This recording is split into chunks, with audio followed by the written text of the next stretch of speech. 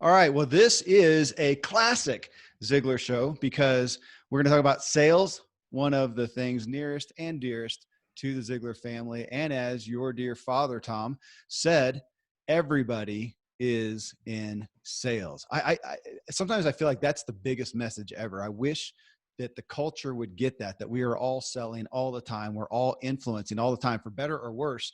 We better all go get trained. We need a Ziglar class in every school. Amen to that. I mean, if you have ever been on a date, you made a sale. Yeah.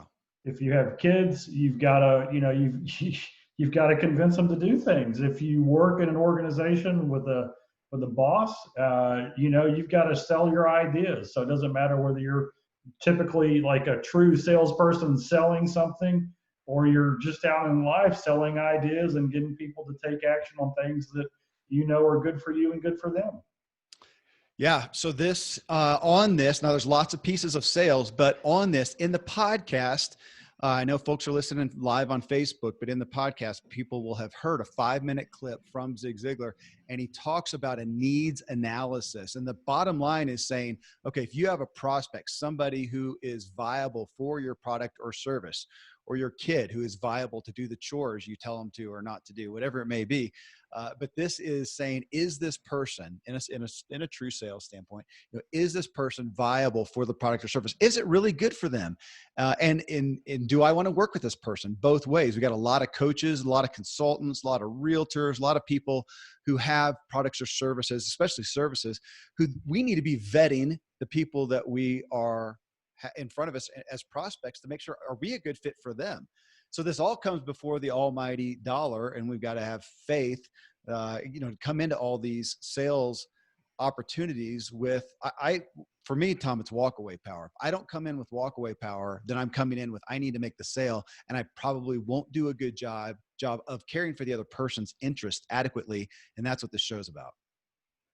Awesome. One of the questions that I've been dealing with a lot is, in this strange environment that we're in, and all the decisions that are being made and businesses being shut down, somebody asked me, they said, well, how do you know if it's a good decision, if what you're doing is the right thing? And so here's kind of a baseline question that I ask.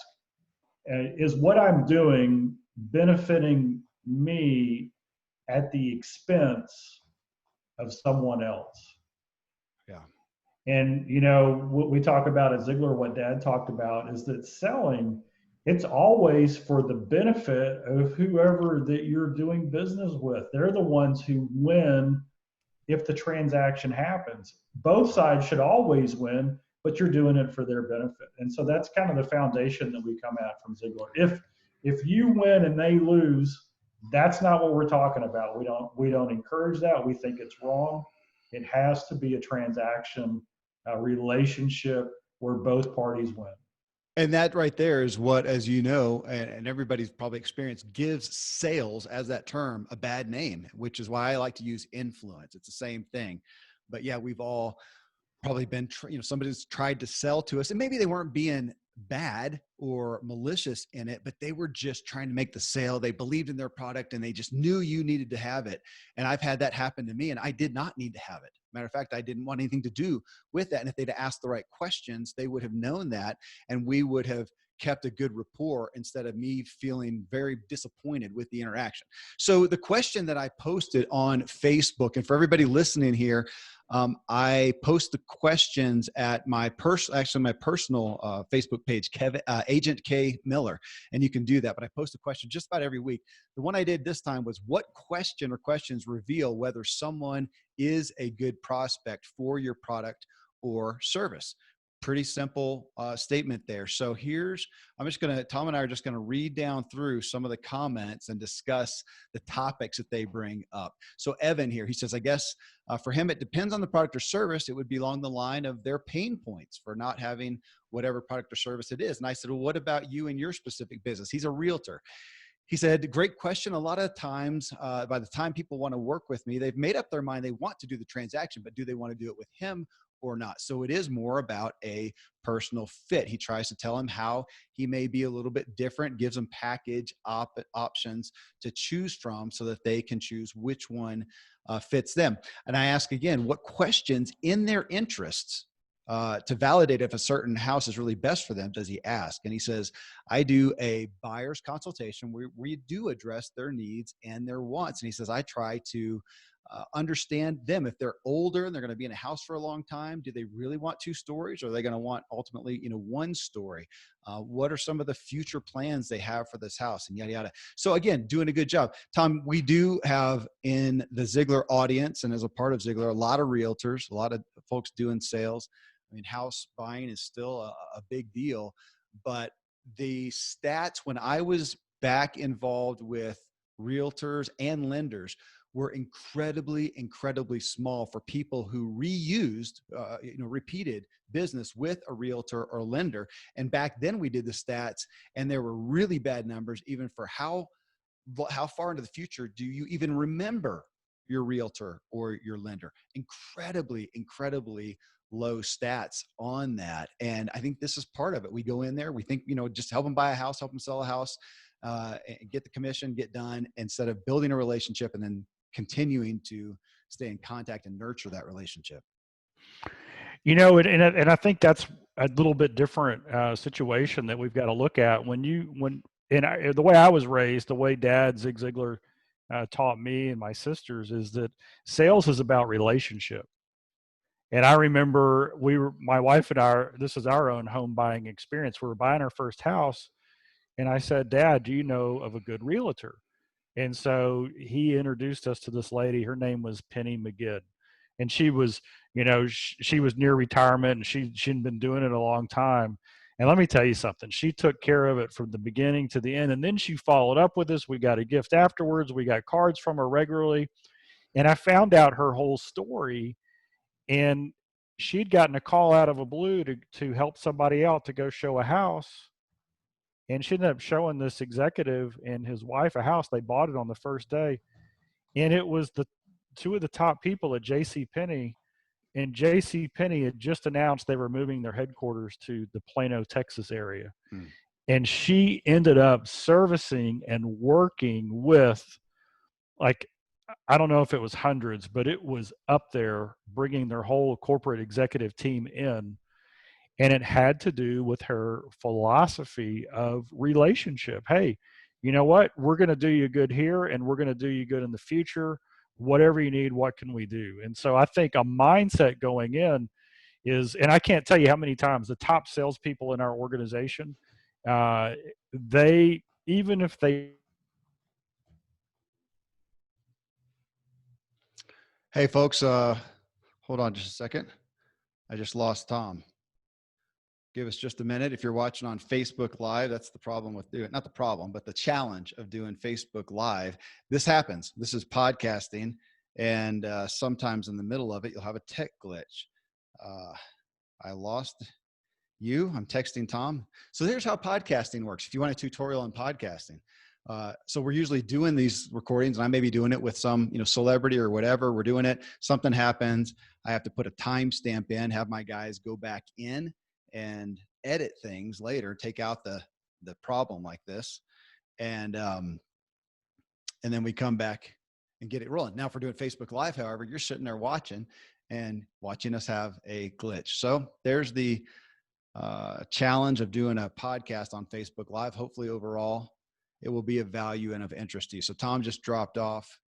Let's see, he'll try to come back in here and rejoin us. And then we'll continue. He's texting me right now as I ad-lib to you guys and apologize for our delay. Let's see what we've got. I know last week I was recording with him. Oh, he said it again, lost the power at his house. So he's on his cell phone. So until he has power, you know what? So I'm going to continue on here. And then when Tom can join us, well, let's see what he says here. If he's going to get power back on at his house. That's pretty interesting for Facebook Live. All right. Well, chat amongst yourselves. Hey, if you're in sales on there on Facebook right now, if you're in sales and you've got your own answer to this question, what do you do to figure out if your product or service is best for the person that's in front of you? Some of those filtering questions, understanding that you can't say that you have your product or service is relevant for everyone. It's just can't ever be a true statement. Okay, Tom's trying to get back on. So what are those questions you may have for you? Now, also, if you are especially a coach or consultant, more so than I think anyone, it behooves us to figure out who do we best work with. So I did a lot of coaching consulting before. I don't do a lot today, but I've done a lot in the past. And I found myself, especially times when I was, I was appreciating the money. I had a need for the money. I wanted to make the sale. And I found myself a few times working with people that I was not a good fit for.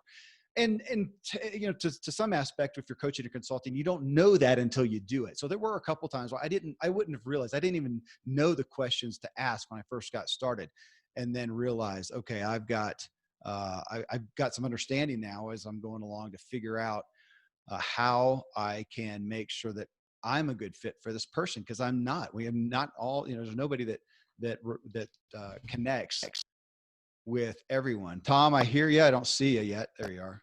All right. So that was exciting. We lost complete electricity at the Ziglar Casa during a dual recording of Facebook and the Ziglar Show podcast. So I'm on a hot spot. Thankful for that. Let's see how it works. Let's see how it works. That's okay. Well, I paused our podcast recording, but I've been chatting with folks here since you've been gone. And you were we were talking on real estate. I don't remember right where you picked up. I remember I had some notes based on what you said that I was going to put in there. So you want to try to start off where you left off, or you want me just to pick up? It's up to you, man. Well, do you remember where you were? I don't remember. Not right when it quit. Okay. I don't either. That's all right. I'll make it work on the podcast. Here we go. You ready? Yep. All right. Hey, Tom, talking about realtors, I have a brother-in-law, but he was a lender, spent many years in a bank as a lender, and then he went to real estate. And he was just a guy who's honest as all get out, wanted to take care of people more than anything. And he got to be, I shouldn't say known, but known amongst his peers at least, for oftentimes he would get into people's finances. Hey, what are you doing? Let's look at what you've got. What can you qualify for? Of course, every realtor and lender have to do that. What can you qualify for? Generally, in our culture, whatever you can qualify for, that's what we're trying to buy up to right there. But now he's seeing, okay, they can qualify for X, Y, Z, but he's seeing some financial stuff back here that doesn't give him a whole lot of security. So he got known for talking people down. Saying, look, I know you could buy that house. I know my commission would be bigger, but man, looking at what's happening with your finances. So he became a financial coach amongst that. And he just became renowned for that. The repeat and referral business that he got from that, because people right off the bat got the feeling of, oh my gosh, you are here for my best interest. There's no doubt about it, because you're sitting here trying to talk me out of where you would get a higher commission. And they wanted him to meet the next person and their family members and whatnot, just by being that authentic, honest person who was obviously looking out for people's interest. And I have found that in so many different businesses. I know you have, Tom, where, man, you start trying to talk somebody out of it. And generally, of course, the interesting psychology of that is they start trying to talk you into the sale themselves, which that could be used poorly as well, but hopefully it's not. Yeah. I love that. I love that approach. That happens in our own business sometimes. We have a whole spectrum of things that we can do to help somebody on their journey. Yeah. And a lot of times we will recommend something that is a lower investment. It takes less money, it takes less time, because it's what they really need at that moment, even though they're more than ready to really stretch outside of where they should and do something they're not quite ready for. But we say, wait, this is a long-term relationship. Yeah. We can work with you. We can help you. This is going to get you to that next level. Let's start here. Well, let me ask you about that, because interestingly, our next person who commented here is Mr. Howard Partridge. And folks, if you haven't heard Howard, of course, he's been on the show plenty of times. but he is Ziglar's exclusive business coach. So the two of you put on the boot camps, the business boot camps. He's got the inner circle. You do your own, executive coaching. So in that, his response to it was, he says, knowing whether you have the ability to solve their problems and how much they want you to help them solve the problem. I thought that was an interesting perspective. I'll let you comment on that. But, I wonder, when you look at, you can answer it for yourself, Tom. I mean, you're doing executive coaching as well. How do you deal with that, with what he said there? Can you solve their problem? How much do they want you to help them solve the problem? Right. And what I do, and this is just a real simple approach as well, is we understand where that person is right now. And this can be in anything. They could be buying a car. They could be wanting to improve their life. They might be at a gym trying to buy a membership. What do I do? And so you ask them where they are. How are you feeling? What's keeping you up at night? What's the pain? If you could change anything, what would it be? And then you ask them the next question, okay, where do you want to go? What is it that you want to accomplish? Why do you want that car? Why is it that you want to join the gym? And they'll start telling you, they'll start giving you feedback on, well, I've just been feeling kind of sluggish. I want to improve my health. I know that'll be good for my family. Well, that's fantastic. Mm-hmm. And so a great question in that regard is, would you like some help with that? Yeah. And when they say yes, then that gives you permission to go forward on that. So whatever the sales situation is, that understanding what we call the why behind the why. I was working with a client, a big corporate client, and they were investing in some sales training. And I said, if the sales training works, what does that mean to you? Mm-hmm. And they said, well, if it works, that means we'll hit our goals and we'll all be eligible to receive our commission and our bonuses. And I said, well, why is that important? And he said, well, if that means that if we do this well this year, we'll apply it next year, we'll do it again. And I said, why is that important? He says, well, if we do this 2 years in a row, then I'll have enough money to pay off my house. And I said, well, why is that important? And he said, well, if I can pay off my house, then I can start building my lake house. There you go. And I said, well, why is that important? And this is the question that changed, right? His whole demeanor changed, his smile, his face, his body language. He kind of leaned in and he kind of had that smile and his eyes were looking off a 1,000-yard stare. And he said, oh, when the lake house is done, then my grandkids will come and play. Yeah. That's and powerful. So the question wasn't, hey, do you need help increasing your sales? The real question was, hey, would you like some help on having a place to play with your grandkids? Yeah. See, that was the driver behind it all. But you got to ask those questions. Yeah. And how powerful. Imagine the sales. Imagine being a prospective salesperson and you're being vetted by somebody who's checking out other salesperson. You're the one person who figured that out. That's the goal. Hey, this is an interesting one, Tom. Abby Cook, she said, well, initially she says she wants to know, do they have a problem that needs to be solved or a gap that needs to be filled? And I just asked her on Facebook, didn't know who she was. What's your specific product or service? She says, I work for Franklin Covey. So folks who don't know Franklin Covey, that's Stephen Covey in his book, The 7 Habits of Highly Effective People. If you type in Stephen Covey and Zig Ziglar, you'll find them on somewhere around 3,000 lists together of influential people. Yeah. So she said, we partner with organizations to enable greatness. We can do consulting work and strategy execution, provide intellectual property and learning and development, or build custom learning journeys for organizations. We're best known for the 7 Habits of Highly Effective People, but have resources for organizations digitally on our all access pass. And I just wrote back and said, hey, I'm a huge fan. And she said, it's the first time I've ever worked for an organization that practices what they preach. I just appreciated that from fellow peers in the legacy making of personal development. Sweet to see that. Yeah, I've been blessed by many of their products and services as well. Yeah, solid information. In fact, I got to go and visit their headquarters many years ago. Just a dynamic organization, good material. And it's because, think about it, the reason they've been successful for so long at such a high level is it's based on principles and values. They start with what matters most.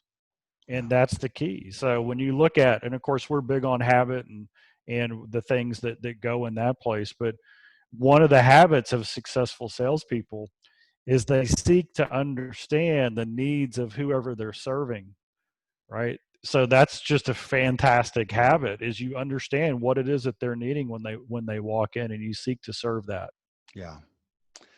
That was a neat one to have here. Here, Wayne Myers, he says, this is a toughie. When you can tell, he says, when I can tell when they're sick and tired of being sick and tired, when they have that sort of driven determination to change where they are and burn the bridges behind them. As a financial coach, I talk with a lot of people that have lost hope and are worried and scared. They ask a lot of questions about how, and they haven't really defined why. They allow their circumstances and the world to define for them what success looks like, buying stuff they don't need or wanting to impress people they don't even know or like. A lot of times the situation and stories are tough, and you have to dig, asking the 5 whys, just relating what you talked about, Tom. I like to get them to start dreaming again and thinking about the future what ifs. What would it look like? I mean, that right there, as far as a sales tactic, if everybody listening walked away with one, obviously we're talking about questions, but needs analysis.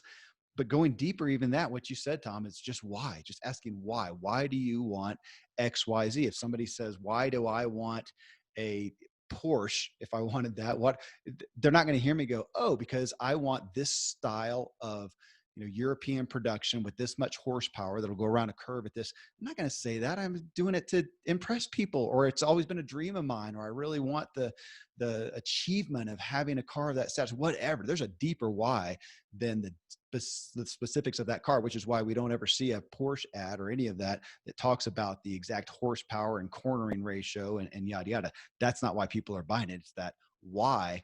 But man, I can't remember the last time I bought something where somebody asked me that, Tom. I mean, I just can't. Here we are talking about it. Tens of thousands of people will hear about it. Man, I hope that 10% of you guys will take that on, just the why. And I don't know. I think we're just not taught well. We're not getting the right training.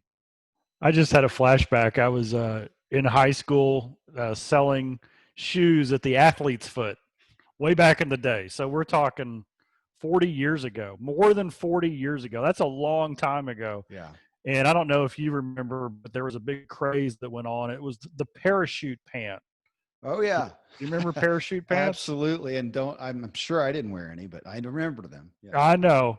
And so I'm at the store, and that was the big craze. And this guy comes in, and he was looking at the clothes, and he pulls up these parachute pants, and he says, these are on sale. And I said, yeah, you want to try them on? He tries them on. He comes out. He goes, man, these are great, but they're just a little too long. The hem is too long. I have to get them. And then I go, okay, so you want to go ahead and take them? And he said, well, no, I need to wear them tonight, and I don't have time to get them hemmed. And I go, okay, I understand. And I just had a question. I said, so why did you want the parachute pants? And he said, oh, well, my group of friends and I, we go out and we go to different things. And this is just kind of in style. I think it'll look good. And I was hoping to get them. And I go, well, that's fantastic. So now I know why, right? I said, so is this the only time this year you're going to go out? And he goes, no, it's not. And I go, well, don't you want to wear them next week? And I just never will look at I never forget the look at his face. He kind of looked up and he said, you know what? You're right. I'm going to wear these all the time. But I couldn't have asked that in a retail sales situation. It's a little bit different, right? Because it's usually quick and transactional. Yeah. But all I'll ask is, why do you want to wear it? And that led me to the next question of, well, is this the only time you're going to go out this year? Yeah. So that why is key. And you know what? It's Howard had said earlier, it's about solving the problem. And this is one of my favorite Rabbi Daniel Lapin quotes. When you solve a problem, you're often rewarded with a certificate of appreciation. We call that money. Yep. And the more problems you solve, the more certificates you get. Now, this is what's cool. So this is a great idea from a mindset, from a sales perspective. Rabbi Lapin said this. He said, God is never happier with his children than when they're solving the problems of his other children. And so if you're in sales, and some people are really torn, right? They have this emotional battle that goes in. Hey, I'm in sales and I don't want to go in and I don't want to force the sale. I don't want to encourage somebody to do something that's not in their best interest. And so the way you fix that is you get focused on what problems do they have. And whatever pops up, that's what you seek to help them solve. Okay, I got one for you right on that same topic there, Tom. John Henderson, he says, what issues do you have with your current suppliers? Some form of this question works across the board. Realtors, authors, electricians, lawyers, etc., all should know the answer to this question. Everyone is competing, and the trick to winning is to serve better. To answer that question shows you exactly how to serve better. Right after that, Anka, she says, what would be, in your opinion, a wow ingredient of such a service or product?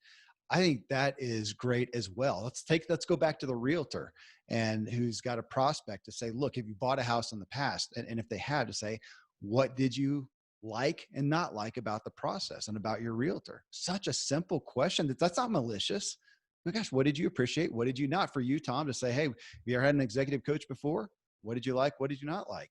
Whatever they didn't, I mean, yeah, I don't know if anything's more telling than that one. That's a good one. I can remember. I'm just getting all these Zig stories. Yeah, this is one of my favorites. We were calling on. We were in Brooklyn, New York, right? We were in Brooklyn, and myself and Michael Norton were calling on a casket company. And so I want you to, this is. We go into this building, and it's like 20 feet wide and 4 stories. And the grandmother of the founder of the company lived on the top floor. Oh, wow. And we walk in and there's all these caskets. Okay. So they got a showroom on the first floor. And then you walk into the basement and they've got the conference room table. And this is where they've got all the caskets set up.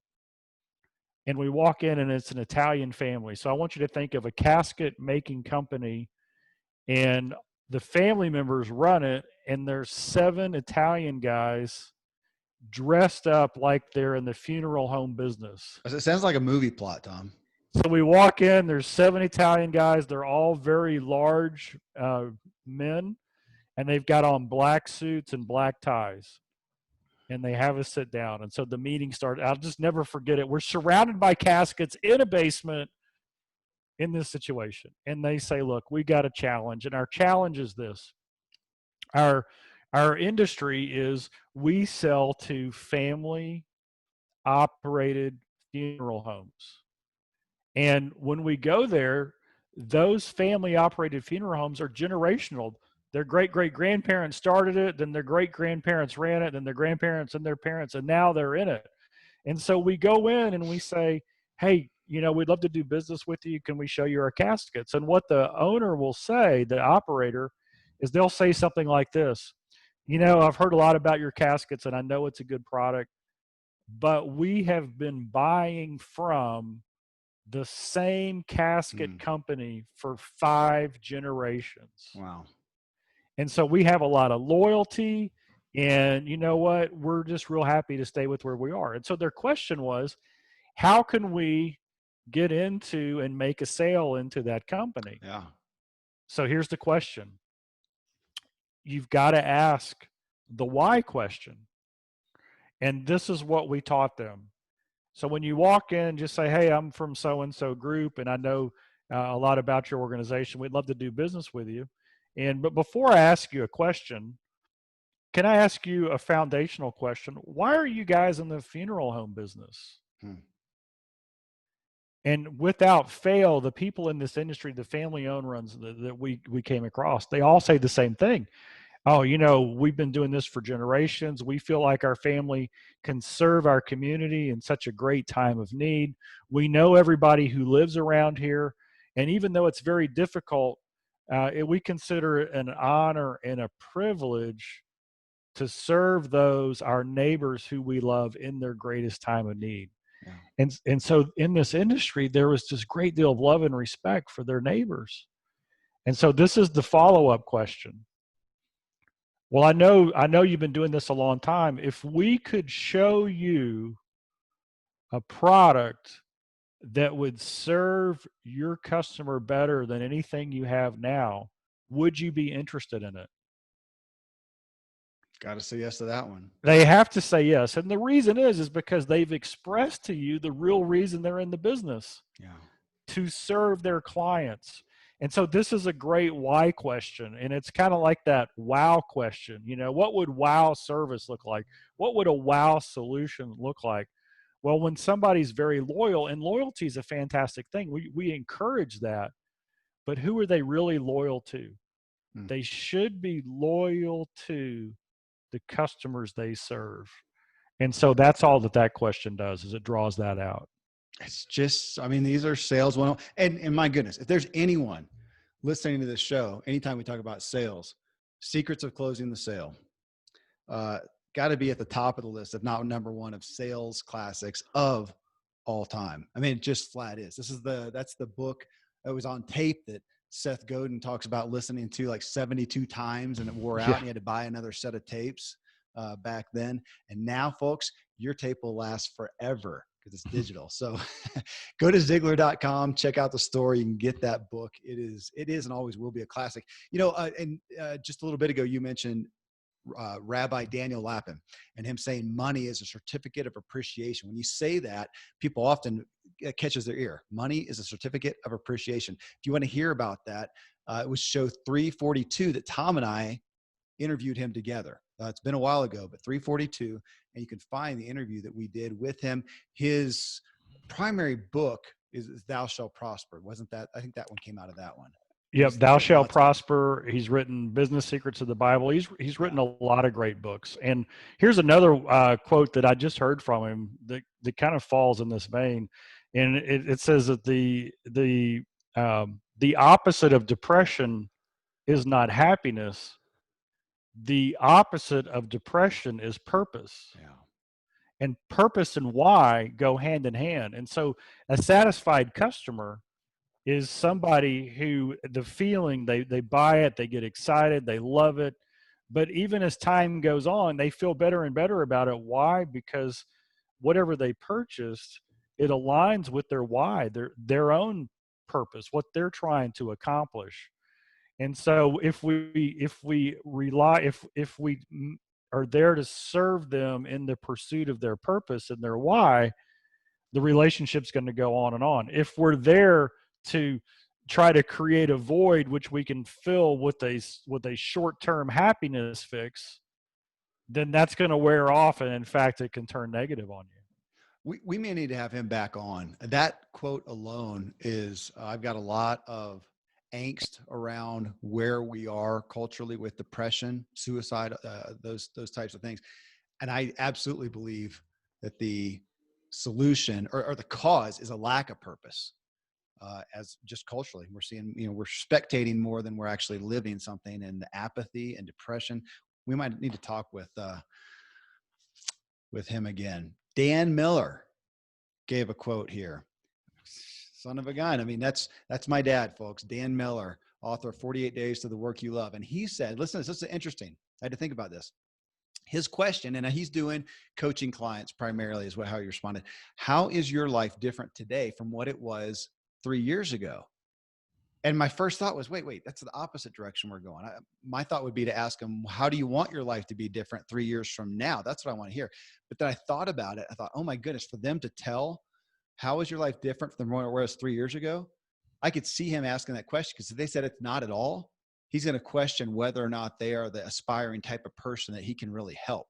If they talk about things they've tried, things they've done, even a failure, but things that they're trying to progress towards, that tells them that they are that type. I'm going to use that word, aspiring person. But if they've said, man, I've done nothing, that would have helped me in some of I talked about this actually when you were off the call, when your power went off, Tom, and I was just talking with the Facebook crowd. That in some of my past consulting, I missed the mark. I'll never forget a couple guys that if I had asked that question, it would have shown me that this is not the type of person for me. Now I'm very clear on who I do work well and who I don't work well with. And I can't be all things, all people, just like you. And there are some people, and I am not a good coach or consultant for you because of X, Y, Z. It doesn't mean you're wrong or I'm wrong, but we're just not a good fit. So I thought that was really interesting. How is your life different today from what it was 3 years ago? For those, again, coaches, consultants, it's pretty telling. And you may want the person that says, I've done nothing. That may be your calling. is to work with them and they spark something in them for the first time. That's beautiful too. Either way, you need to know how you work. That question is beautiful because it reveals two things. Okay. So the first one is, as a coach, I believe this, the way you have a happy customer is you find out what the need is, you let them know how you can help them solve that problem, fill that need. And then you set their expectations. Hey, this is how we do it. And then you go about exceeding their expectations all the way through. So as a coach, if you ask that question and they say, well, you know what, my life is the same, there's nothing that's really happened or changed, that tells you who you're dealing with. So you can set expectations. You can say, Kevin, look, you know what, I'm committed to working with people who are committed. Are you going to commit? Are you going to take action? This is going to be an investment of more than just time, right? It's going to be money. It's going to be resources. It's going to be thinking. You're going to have to be willing to change. Are you ready? Are you committed to that? So if I can then build in your expectations that this is going to take some effort, then you're going to say yes. Or it also reveals this. So they tell you all along in the conversation, man, this sounds good. I want to work with you. And then you show them what the investment is, and they say, whoa, I wasn't thinking that. I was thinking this. So no, this is what we do. And they say, okay, well, I'm not going to do anything. I can do this on my own. Yeah. So when somebody says I can do this on my own, then you can say, well, help me understand what's different now when you haven't made any changes in the last 3 years. Yeah. Right. So a lot of times, people always say, well, I'll do it when. And so at Ziglar, I'll just give you something just straight up. We'll coach somebody and then they'll say, hey, you know what? I think we've been working together for a couple of years. I think it's time for me to back out of the coaching. I say, fantastic. Who's your next coach? Mm-hmm. And the reason I say that is I believe so much in coaching that if we're done on our role, that's okay. Can I help you find your next coach? Who is it going to be? Because if you're constantly learning and growing and applying, then you're raising the bar and you're getting the benefit from it. So we don't stop because, it's the time period. We change and we grow into somebody who can help us go to that next level. And that's what we want. And we all know that, right? We have, whatever industry it is, sometimes you need a little fresh ear or fresh voice in your ear to get that going. And this is the Ziglar Show, so I'm fine with being shameless in promoting Ziglar. For everybody listening to the podcast, listening on Facebook right now, if they'll go to Ziglar.com, where can they, I know there's a way to contact you guys, because that's part of what you do, to say, look, here's where, let them tell you what's happening. What is a good product or service for them based on where they're at, where they want to go, based on their finances. What's the best way to connect? There's at Ziglar.com, there's some gifts, there's some things that you can get from us. There's a way to set an appointment. So really anywhere on the site, you'll be able to find it. Okay. There are, I know we're getting long in the show here, and there's a good number of responses, and there are a lot in the coaching, consulting, and I'm going to say, providing those professional services. I want to give a little bit of content, Tom. I know we have a lot of people who are in the service industry, and we have a lot of people with products. I want to take a minute to talk through a couple of the ways to ask these needs analysis type questions, the why questions in those. So if we take the service industry, which, my goodness, we've had, I don't have the show number in front of me, but Dina Dwyer Owens, and she was the CEO and then chairman of the initial, what were the initial? It was Values Inc., I think, and now it's Neighborly. Is that right? If they changed again, right. Multi-billion-dollar company. She wrote a book called Values Inc. We've had her on the show, I think, twice. And they are a parent company, umbrella company over a bunch of franchises. They're a master franchise organization, and they have different franchise companies underneath it. Okay. So they've got tons of franchises, so many franchisees under that, but they've got places. I'm just going to whip some off if you know, if I'm doing it wrong, but carpet cleaning and window cleaning and what's lawn care. Roto-Rooter, Mr. Electric, I think, are some of their brands. Okay, so let's talk to those folks. Those folks right there. I mean, I'm the homeowner. I end up calling those people. I've called in the past year. Let's say I had somebody come up. We have our own septic field. I live up in the national forest, so we've got big septic tanks, and I needed those taken care of. Gosh, I've had people come in, to repair something on the house. I've had my windows cleaned. Generally, I'll call somebody. I'll look and just hopefully get a referral, but I'll call, say, hey, this is what I need, and they'll just give me a quote. That's it. I don't think I've ever had anybody that I can remember figure out, what do you really need? Oh my gosh, I had a rental house that got near destroyed, and I had people come out and help with that. Never did they ask what's really at the root of it. And I wanted to get rid of the thing. I'm trying to save my sanity. And for somebody to commiserate with that, I would still know who they are. Unfortunately, I don't. They just came in, did their job, they're gone. So service industry, Tom. Yeah, and this is one of the things that we teach with our business owners is you've got to have a very strong, powerful, and easy to remember mission statement. And so one of the mission statements that we teach is, why don't you do this? Why don't you make your mission to provide the most phenomenal, whatever industry you're in, electrical, yard, HVAC, experience possible. Okay, so now everybody in your whole business is geared up around providing the most phenomenal, I'll just use HVAC, heating and air experience possible.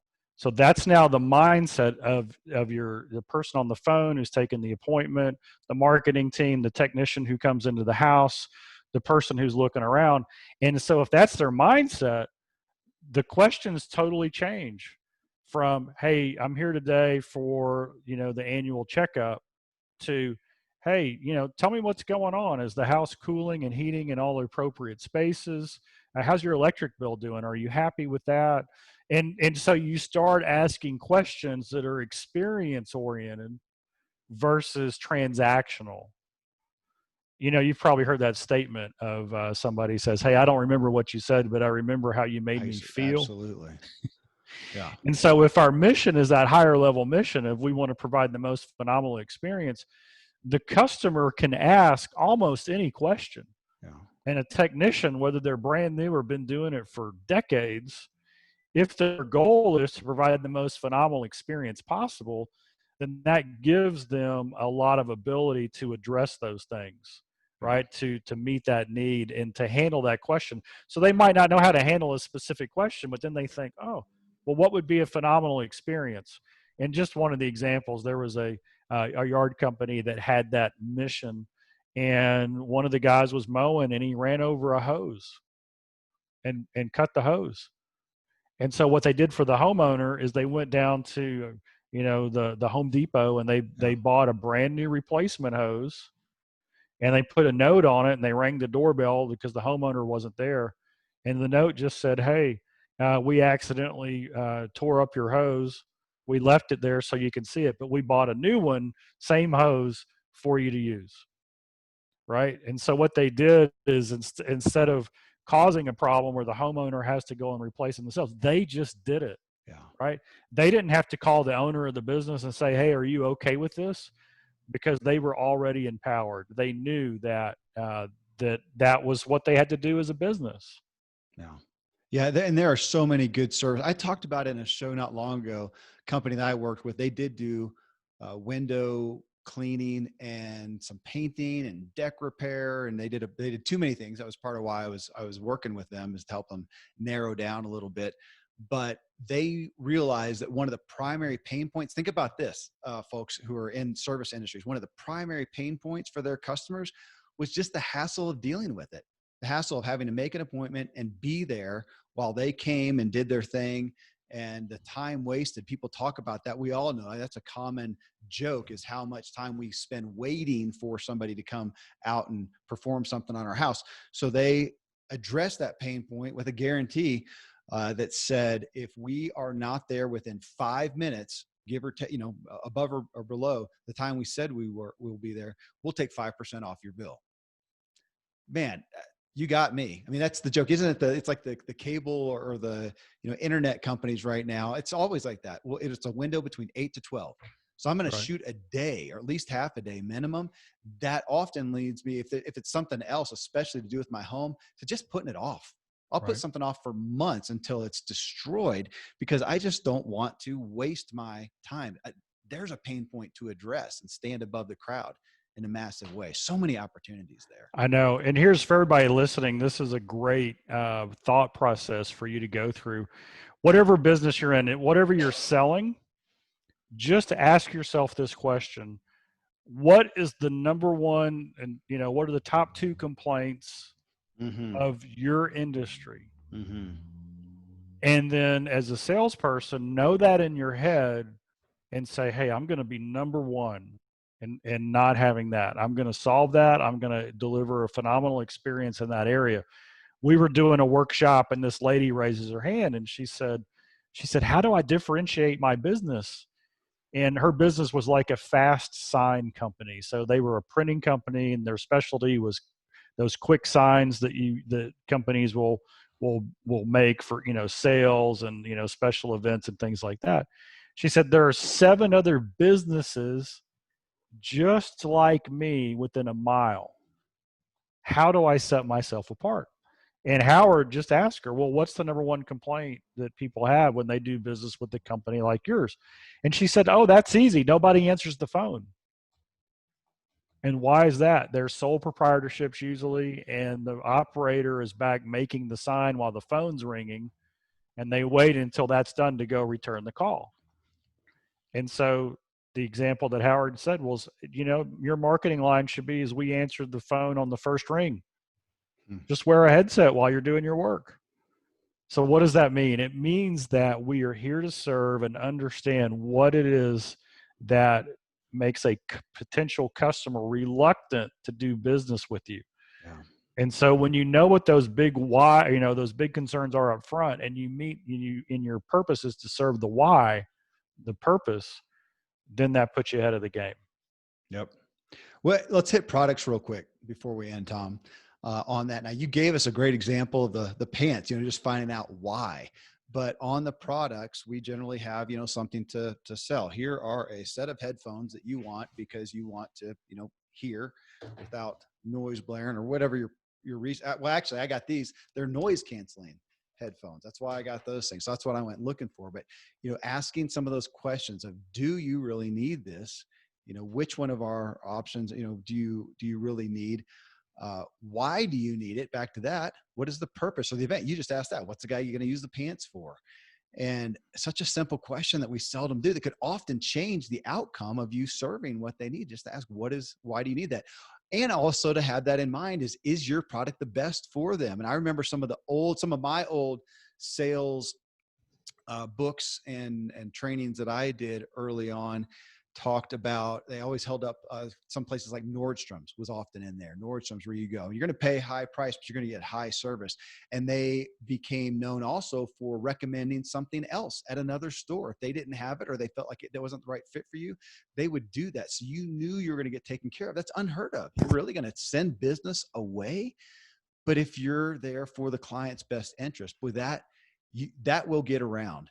That will get around. There's people, Tom, I'm sure it's happened to you. There's people where I have dissuaded, is that the right word, from my product or service that were so grateful for my honesty in that they referred me 2 or 3 people.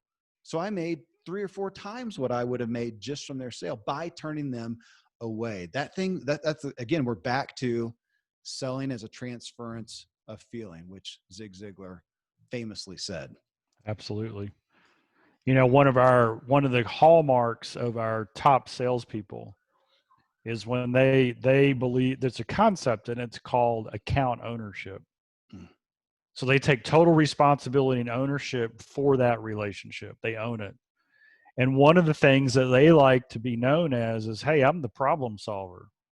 And so they'll tell their client in the context they have, they say, look, this is what we do at Ziglar. I mean, this is the type of training we do. This is the type of coaching we do. These are the services that we provide.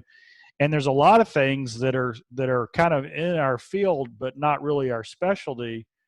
But whatever it is, we want you to ask us first because we can connect you with the best out there to go and do it. Well, Tom, I think that was a good sales class. And folks, listen, I hope that you did. You know, if you really feel like you've heard this and you're struggling to figure out some of these questions, how they can relate to your product or service, you know, you can post them on the Ziglar page. I posted this question, I think on Wednesday, the 20th, May 20th, and you can find the question on my page at Agent K Miller and post down there. But hopefully product, service, whatever you're doing, you found some keys to this. Again, you know, go get Secrets of Closing the Sale. I mean, one of the primary sales resources out there, or go to Ziglar.com, and there's a lot of things happening there where you can get from executive coaching with Tom directly to attending events, the business boot camps that you do with Howard's Inner Circle, lots of resources on selling there. And if they don't have what you need, they'll send you somewhere else. How's that? To find what fits. Yeah. Perfect. Perfect. All right, folks. Thanks. The Facebook crowd, thanks for being there. And as always, thanks for everybody who gave such insightful comments to the question that allows us to make such a rich show. Tom, always a pleasure, brother. Thank you, brother.